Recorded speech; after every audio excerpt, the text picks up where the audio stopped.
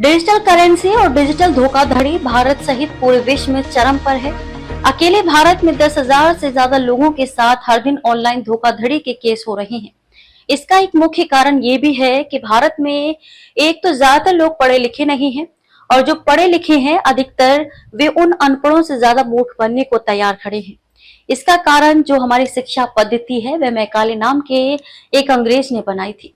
इसलिए तो भारत की जनता 2025 में भी गुलाम है, फिर भी किसी तरह की आजादी का प्रयास नहीं करती। इस तरह की पढ़ाई लिखाई और शिक्षा पद्धति से भारत की जनता गधे के रूप में तैयार हो रही है, जो अंग्रेजों के भारी भरकम टैक्सों का बोझ भी हर दिन ढोती है और पीछे से डंडे की मार भी खा रही है ताकि जनता और तेज चले और तेजी से टैक्सों का बोझ ढो ढोकर अंग्रेजों और उनके एजेंटों की जो भारत की सत्ता में बैठे हैं तिजोरियां भरती रहे। नोट तो अंग्रेजों द्वारा 1882 से भारत की जनता के साथ की जाने वाली बहुत बड़ी धोखाधड़ी है ही। डिजिटल करेंसी जो फोन पे, पेटीएम और बैंकों के ऐप चल रहे हैं वह केवल आपको आंकड़े ही दे रहे हैं। फोन या आपके खाते में ये केवल एक संख्या मात्र है जो मोबाइल या आपके खाते में जमा की जा रही है। इसका नुकसान भी कागज की नोटों की तरह ही है क्योंकि इसका मूल्य भी कभी नहीं बढ़ेगा। कागज की नोटों की तरह है। ये अब तक की सबसे बड़ी धोखाधड़ी है जो भारत के लोगों ने मैकाले की शिक्षा पद्धति से पढ़ाई करके गुलामी के रूप में स्वीकार कर ली है। डिजिटल इंडिया के नाम पर हर दस्तावेज ऑनलाइन करने के कारण हर दस्तावेज में ऑनलाइन केवाईसी भरने का काम चालू है।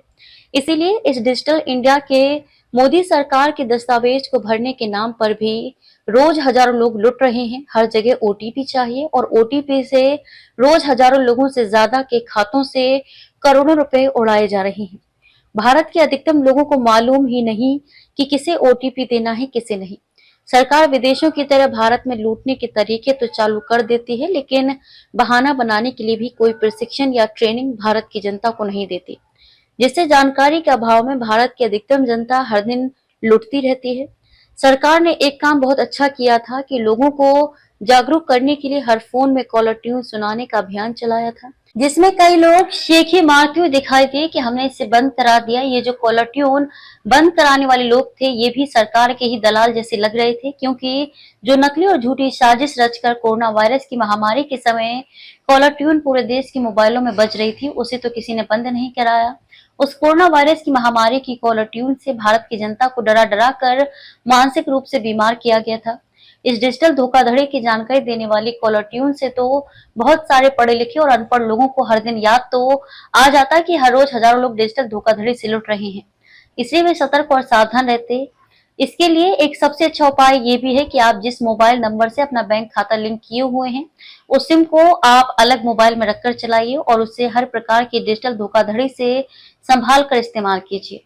यदि संभव हो सके तो एंड्रॉइड फोन में उस सिम को इस्तेमाल ना करके कीपैड मोबाइल में चलाइए, ताकि आप जो दिन रात मेहनत करके इस अंग्रेजों के कानूनों और नियमों से बंधी लुटेरी व्यवस्था में कागज के नोट या डिजिटल करेंसी कमा रहे हैं वह सुरक्षित रहे और आपकी भूल से वह डिजिटल धोखाधड़ी करने वालों के खातों में ना जाए। भारत के पंडित जवाहरलाल नेहरू से लेकर मोदी तक की सरकारें अंग्रेजों के 1881 के पराक्रम में लिखित अधिनियम यानी कि नेगोशिएबल एक्ट से चेक, 1882 के कागजी मुद्रा कानून यानी कि पेपर करेंसी एक्ट से कागज के नोटों और डिजिटल करेंसी से 2022 से लुटवा ही रही हैं। यह हाल केवल भारत का है ऐसी बात नहीं है, पूरे विश्व का यही हाल है जो ब्रिटेन के अंग्रेजों ने लगातार 500 सालों से ज्यादा मेहनत कर पूरे विश्व की जनता को हमेशा गुलाम बनाने के लिए अपने संविधान, कानून और नियमों से बंधी लुटेरी व्यवस्था तैयार की है, ऐसा इतिहास के जानकार सूत्र बता रहे हैं। खबर को शेयर फॉरवर्ड कर पूरे विश्व में पहुंचाकर विश्व गुरु भारत में सहयोगी बनकर बिना वर्दी के सैनिकों की तरह आप भी अपना कर्तव्य निभाइए। देश और दुनिया की ताजा और विशेष खबरों के लिए देखते रहिए सैनिक गर्जना न्यूज चैनल। नमस्कार।